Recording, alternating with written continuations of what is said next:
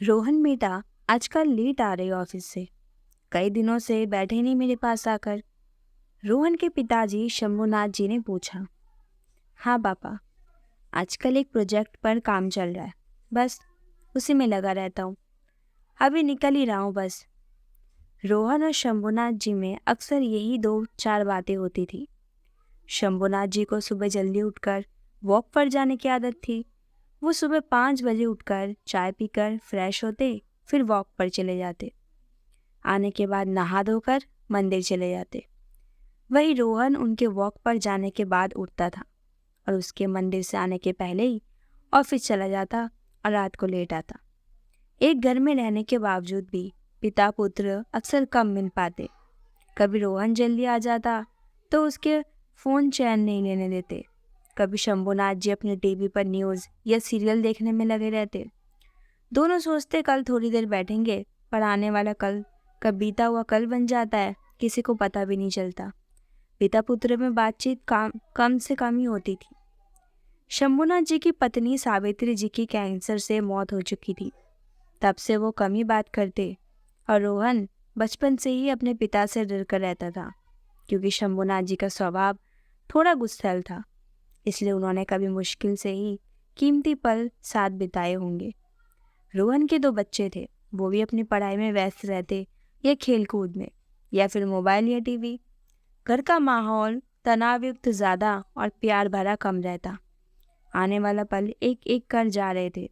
साथ में उनका आपसी रिश्ता भी कमज़ोर पड़ रहा था। और एक दिन शंभुनाथ जी भी बीमारी के चलते कम बल्कि अकेलेपन की वजह से चल बसे। रोहन का पछतावा रह गया कि अपने पापा के साथ कुछ यादगार पल कभी क्यों नहीं बिताए, क्यों उनको समझा नहीं। क्योंकि वो ये बात अब समझा कि आने वाला पल जाने वाला है, हो सके तो इसमें ज़िंदगी बिता लो, पल जो ये जाने वाला है। ये सोचकर उसे रह रह कर आत्मग्लानि हो रही थी। जैसे रोहन और शंभुनाथ जी का रिश्ता था, लगभग वैसा ही रिश्ता रोहन का अपने बेटे के अभी के साथ था।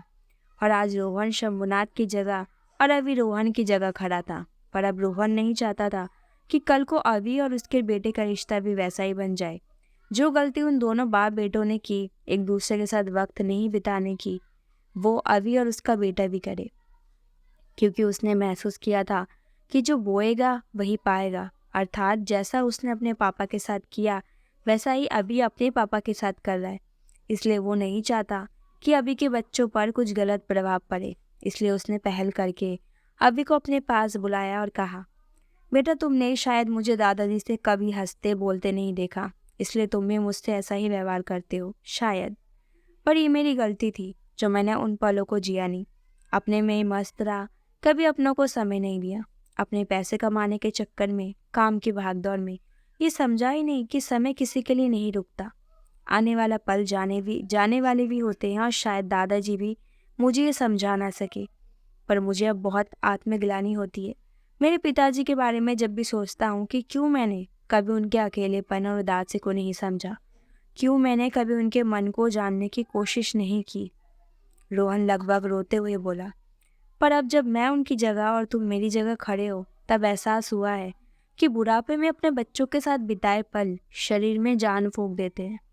जो पल हमें मिलते हैं उन्हें साथ बैठकर जी लेने से बड़ा सुख और कोई नहीं। तुम्हारा बुढ़ापा ऐसा ना हो इसलिए समझा रहा हूँ। जो समय गुजर गया उसे भूल जाओ और अब से कुछ समय परिवार के साथ, अपनों के साथ भी बिताओ। बच्चों के साथ खेलो, पत्नी को घुमाने ले जाओ। जो गलती मैंने की वो तुम मत करो। देखो, तुम्हारी माँ भी अकेलेपन और ज़्यादा सोचने से कितनी जल्दी बीमार हो गई। रोहन की पत्नी रमा को आर्थराइटिस, बीपी, शुगर, थायराइड सारी बीमारियां चिंता और तनाव की वजह से समय से पहले ही घर कर गई थी। शुरू से घर का माहौल ऐसा ही दिखा था। मैंने बस वैसा ही मैं भी बन गया। पर अब गलती पता चली तो उसे सुधारना बहुत ज़रूरी है। अब समझ आया कि नौकरी पैसे कमाना अपनी जगह है और परिवार के साथ बिताए पल अपनी जगह। इसलिए अभी भी देर नहीं हुई है बेटे। अपने परिवार को संभाल, क्योंकि कल के चक्कर में आज कब कल बन जाएगा पता भी नहीं चलेगा। अभी भी रोहन की बात और अपनी गलती अब तक समझ चुका था, इसलिए रोहन के पैरों में गिरकर माफ़ी मांगने लगा और रोहन ने उसे गले लगा लिया। अगले दिन घर में बड़ी चहल पहल थी तो रोहन ने देखा अभी और उसके बच्चे आज साथ में क्रिकेट खेलने की तैयारी कर रहे थे और अंपायर भी अभी की पत्नी ऐशा।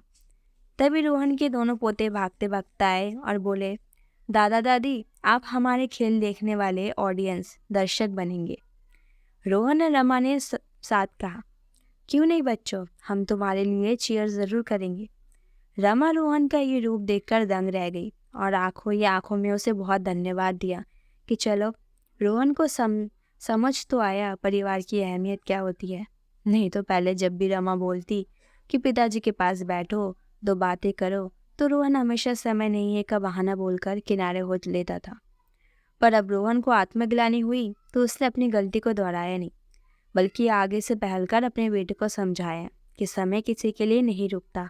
हम आज को कल पर छोड़ देंगे तो शायद आत्मग्लानि के सिवाय कुछ नहीं मिलेगा, पर आज को आज में अपनों के साथ जी लेंगे और समय का भरपूर उपयोग कर लेंगे तो ज़िंदगी खुशियों से महक उठेगी।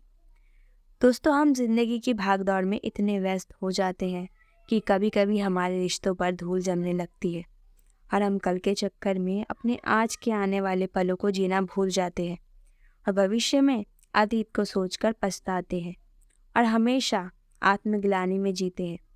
कब अपना आज कल बन जाता है पता ही नहीं चलता।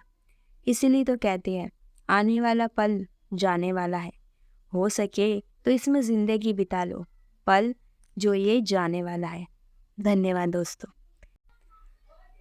थैंक यू दोस्तों जिन्होंने मेरे चैनल को हाल ही में सब्सक्राइब किया है, और जो मेरे चैनल में कहानियाँ सुनते हैं और सब्सक्राइब नहीं करते तो उनसे कहना चाहती हूँ, प्लीज़ मेरे चैनल को सब्सक्राइब कर दीजिए। कहानी सुनने के साथ साथ चैनल को सब्सक्राइब भी कीजिए। कमेंट करके बताइए भी कि आपको कहानी में कौन सा पार्ट अच्छा लगा, ये कौन सी बातें अच्छी लगी, या कहानी से आप क्या सीख पाए। मेरी कहानी में ज़्यादातर मैं मोटिवेशनल कहानी डालती हूँ, मॉरल कहानी, जो आज के जनरेशन के हिसाब से ही है। तो अगर आप लोगों को कहानी का थोड़ा सा भी पार्ट या कुछ अच्छा लगे या जिससे आप सीख पाए या उसको आप अपने लाइफ से रिलेट कर पाते हो, तो ज़रूर मेरे चैनल को सब्सक्राइब कीजिए और वीडियो को लाइक कीजिए और कमेंट करके बिल्कुल बताइए कि हाँ हमें ये चीज़ अच्छा लगा या हम अपनी लाइफ से इस चीज़ को रिलेट कर पा रहे। Thank you so much my all subscriber.